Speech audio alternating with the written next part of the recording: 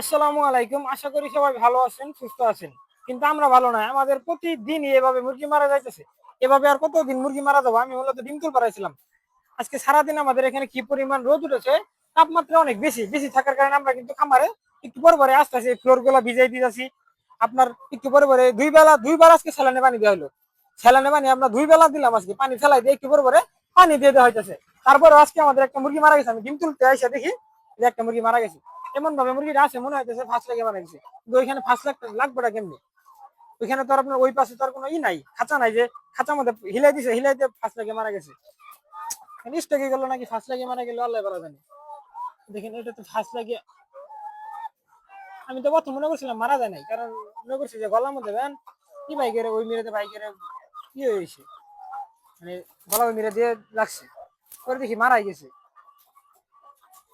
দেখেন কত বড় মুরগি, মুরগির ওষুধ নাই বিশুক নাই। স্টকে করলো নাকি আপনার ফার্স্ট লাগে মারা গেল।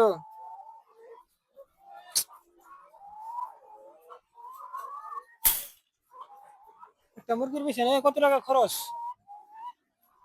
মুরগির পিছনে কত টাকা খরচ? ফার্স্ট লাগে মনে হয় মারা গেছে। মানে গলা আপনার গার আপনার দেখেন না ছাইরা দিছে, ফার্স্ট লাগে মনে হয় মারা গেছে। মুরগিটার ওজন দিয়ে দেখি কতটুকু ওজন আছে। আপনার এই এই বয়সে ডিম পাড়ার বয়সে একটা মুরগি মারা গেলে যে কি পরিমাণ খারাপ লাগে তা বলে বোঝানো যাবে না। একটা মুরগির পিছনে কত টাকা খরচ। মুরগিটার একটু ওজন দিয়ে দেখবো যে মুরগির ওজন কতটুকু আছে। বাহিরে কি পরিমাণ রোদ উঠেছে, বাহিরে প্রচুর পরিমাণ রোদ, অনেক রোদ। মুরগিগুলার আপনার অবস্থা খারাপ। আমরা কিন্তু ওই আমাদের ওই খামারের মুরগিগুলা ভালো আছে, সুস্থ আছে।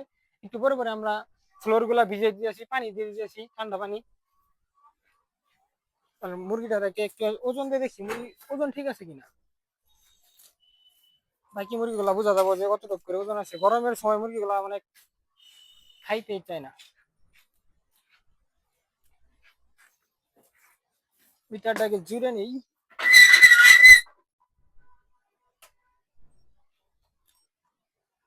চার্জ আছে, চার্জ দিত নাই।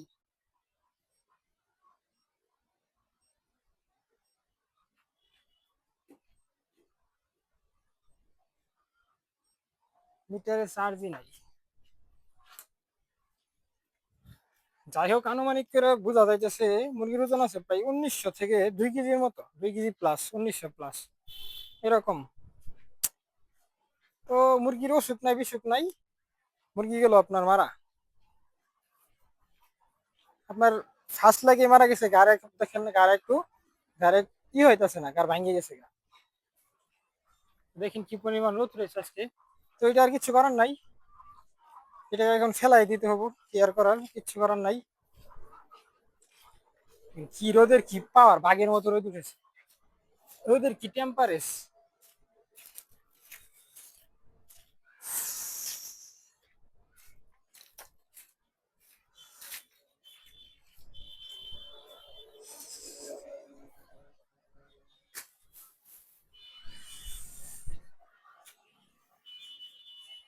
কি পরিমাণ রোদ।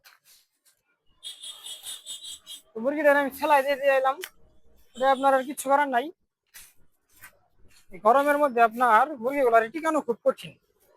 তো সবাই আমাদের খামার জন্য বেশি বেশি করে দোয়া করবেন, যেন আল্লাহ তাআলা আমাদের খামারে বারাকা দান করে এবং আমাদের খামারের মুরগিগুলো যেন সুস্থ থাকে। তো সবাই ভালো থাকেন, সুস্থ থাকেন। আল্লাহ হাফিজ।